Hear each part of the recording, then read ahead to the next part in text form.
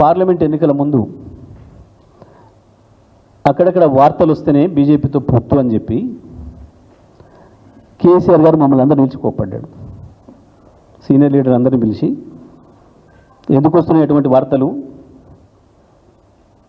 చూడాలి కదా, చెక్ చేయాలి కదా, మీరు అటువంటి చెత్త వార్తలు రాకూడదు కదా, ప్రాణం పోయిన బీజేపీతో మనం పొత్తుకు పోవడానికి సిద్ధంగా లేం కదా, ఎప్పుడు కూడా అది ఎప్పటికి జరగని పని కదా, ఎందుకు వస్తున్నాయి ఆ వార్తలు అని చెప్పి చూసుకోరా మరి మీరు సీనియర్లు అని చెప్పి మమ్మల్ని గొప్పడాడు.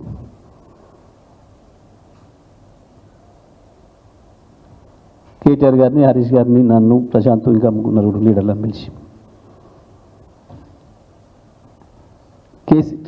బీజేపీతో గంత దూరంగా ఉంది బీఆర్ఎస్ పార్టీ. ఎప్పుడు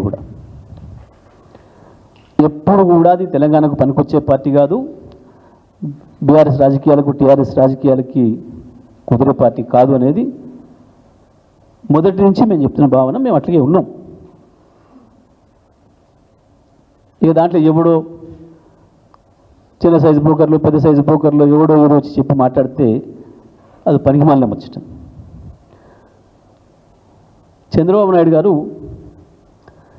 తన అవసరాల కొరకు కొంతమందికి కాంట్రాక్టర్లకు, కొంతమంది చిన్న చిన్న బ్రోకర్లకి పదవులు ఇచ్చి రాజకీయ రూపం తొడిగిండు వాళ్ళకి, కొద్దిమందికి. అటువంటి వాళ్ళు మాట్లాడే మాటలకి పెద్ద విలువ ఉండదు, దాన్ని పట్టించుకోవాల్సిన అవసరం కూడా లేదు.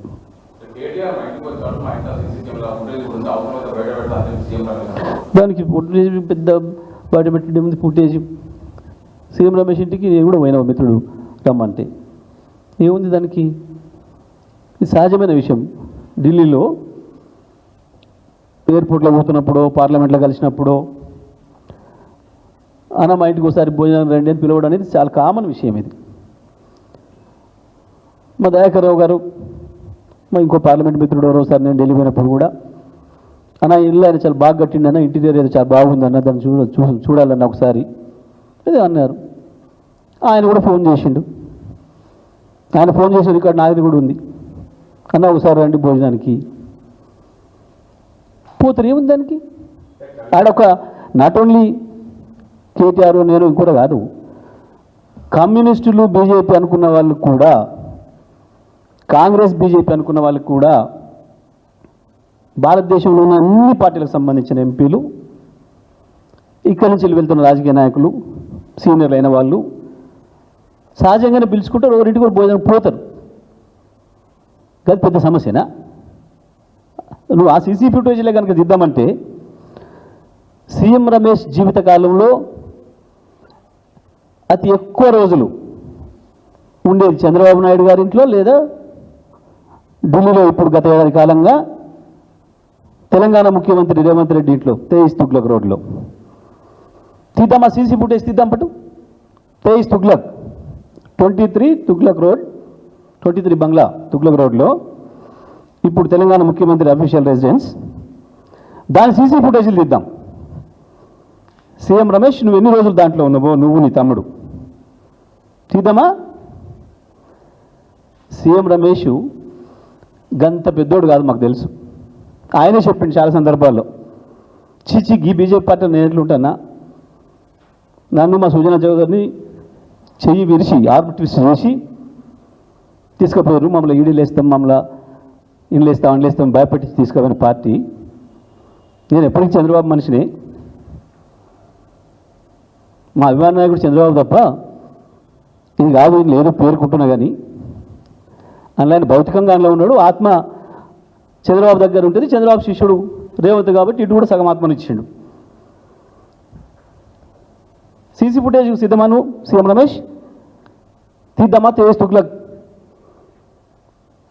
చంద్రబాబు ఢిల్లీకి వచ్చిన ప్రతిసారి మొత్తం వచ్చి నుంచి పోయిందాక నువ్వే ఏమంటుంటావా, ఉండవా? ఇవాళ బీజేపీతో పోతానికి కాదు, అంతకుముందు కూడా ఇక గాయన ఏదో లెక్క ఎంత పద్ధతి ఏం మాట్లాడిండు.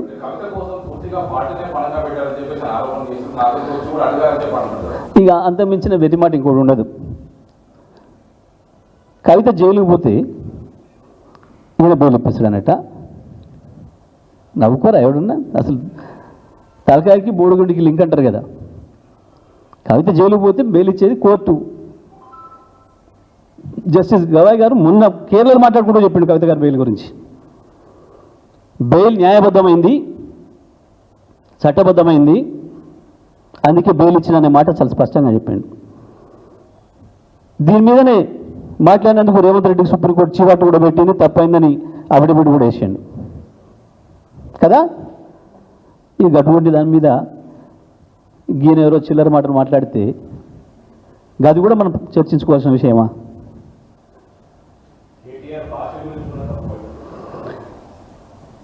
కేటీఆర్ భాషలో ఒక అక్షరం ఏమైనా తప్పుండేనా? ఏంటి అసలు ఇష్యూ? ఇప్పుడు చాలా స్పష్టంగా కేటీఆర్ గారు 10,000 కోట్లు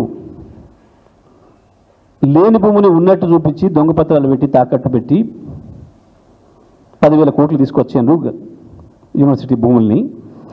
దీంట్లో ఒక ఎంపీ, బీజేపీకి సంబంధించిన ఒక ఎంపీ రాయబారం చేసిండు. తప్పకుండా దాని సందర్భం వచ్చినప్పుడు బయట పెడతా అని చెప్పిండు కదా మీ అందరి సాక్షిగా. కేటీఆర్ ఇవాళ మాట్లాడలేదు కదా. అక్కడ అప్పుడు మాట్లాడిన భాషలో ఏమన్నా మీకు ఏమైనా తప్పు అనిపించిందా? నిన్న ఇది బయటపడంగానే ఇగో నేను చెప్పింది ఇది 10,000 కోట్ల లోన్ ఆయనకి ఇప్పించినందుకు 1,650 కోట్లు ఈయనకి ఇచ్చిండు, తెలంగాణ పైసలను తీసుకుపోయి ఈ ఎంపీకి అని చెప్పి చెప్పండి. అందులో కేటీఆర్ గారు ఉపయోగించిన భాషలో ఏమైనా ఒక అక్షరం తప్పు కనపడదు ఎవరికైనా? ఏముంది? ఇది ఒక పథకం ప్రకారం బీజేపీ, రేవంత్ రెడ్డి, చంద్రబాబు ముగ్గురు కలిసి ఆడుతున్న నాటకంలో భాగంగా ఇవి పుడుతున్నాయి.